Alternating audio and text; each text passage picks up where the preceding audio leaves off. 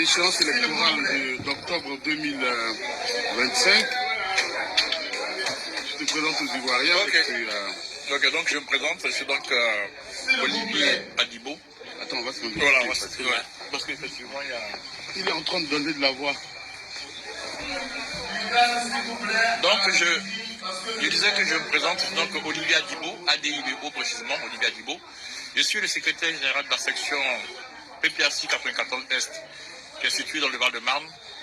Je suis également délégué départemental de l'Essonne, dans le 91.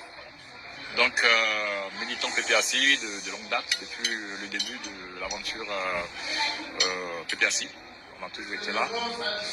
Par rapport à l'élection de 2025,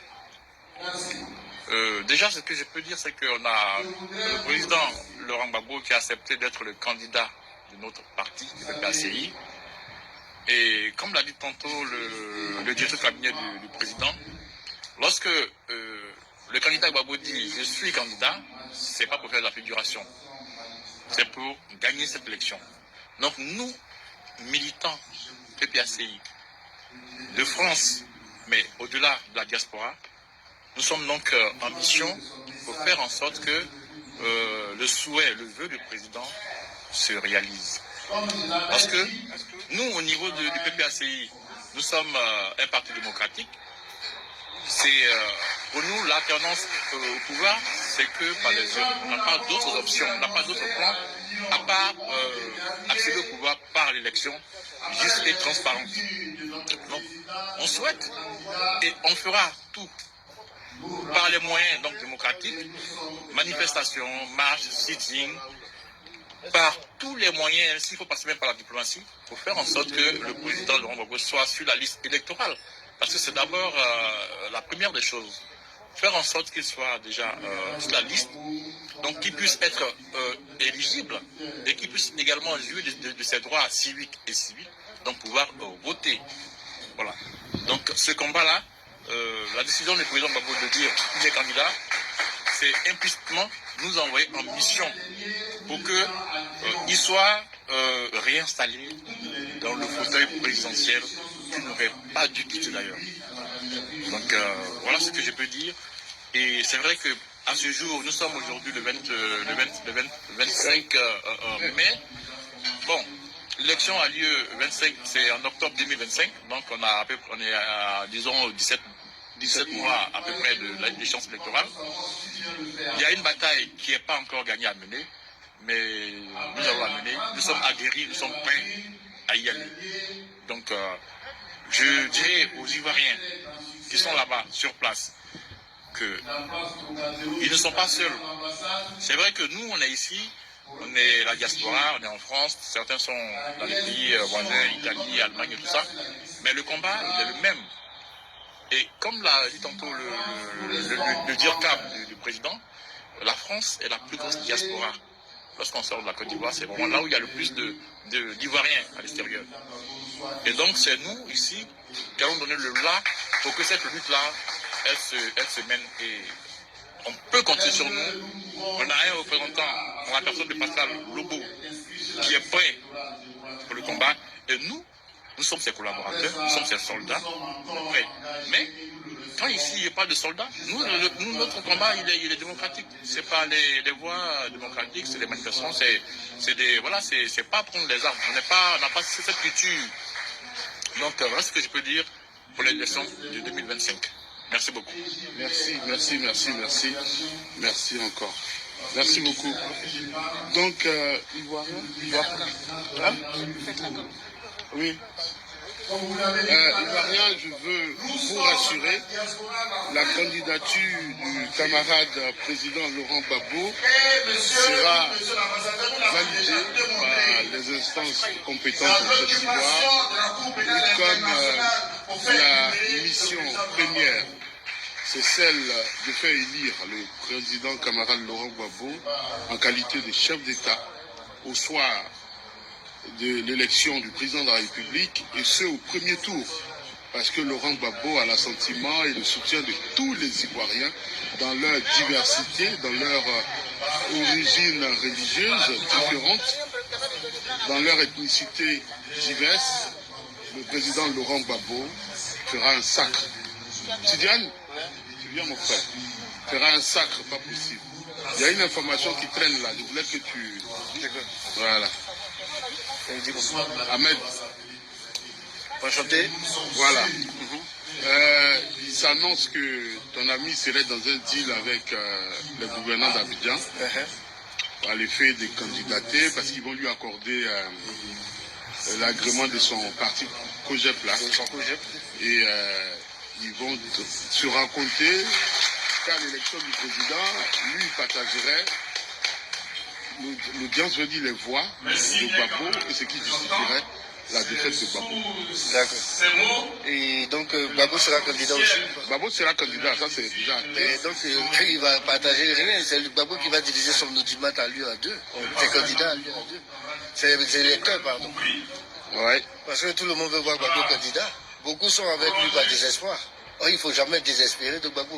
Ouais. Voilà, donc ça n'a pas de sens si Gbagbo est candidat et le COGEP va se vider.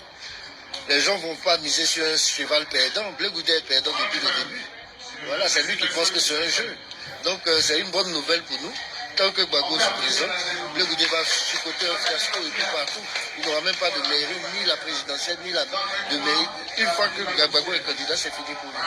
Donc, qui actuellement a besoin d'un militant de l'autre? C'est Blé Goudé, c'est pas Gbagbo. C'est quelques égarés, des gens qui savent rien de la politique, qui continuent de suivre Blé Goudé. Voilà, donc nous on est dans le bon combat, le combat de la vérité. On n'est pas dans le combat des hypocrites, comme Blé Goudé qui n'a pas voulu reconnaître tout ce que Gbagbo lui a fait, qui n'a pas voulu reconnaître ce que Nadi Bamba lui a fait, il n'a pas voulu reconnaître ce que Stéphane Krippe lui a fait. Donc qu'il suive quelqu'un qui n'est pas reconnaissant, on va voir si demain, ne serait-ce même comme poste de député, il leur sera reconnaissant. Déjà, moi j'ai dit, Gaba, il vous donne un peu. Donc je pense que c'est un non-lieu. Moi j'espère même que ce soit une bonne nouvelle. Et Dabana Pikas a dit justement qu'il faut que Blé Goudé se présente. Parce qu'il parle trop, il faut qu'il se présente pour qu'on voit son vrai poids. On verra son vrai poids du coup. Voilà. Merci beaucoup, Tidiane. Merci beaucoup. Donc les gars, nous sommes à la lisière de la belle ville parisienne. Nous sommes à Châtelet-Malabry, c'est dans le 92. C'est une ville boisée, une très belle ville. Nous sommes à la rue de la division Leclerc. Et c'est dans cette belle rue, comme je vous parle de boisée, vous voyez, c'est la verdure un peu partout. Donc c'est une architecture assez moderne, entremêlée de verdure. Donc c'est très bien boisé. Nous sommes dans une église catholique et la salle qui appartient à l'église est attenante à la chapelle. Et...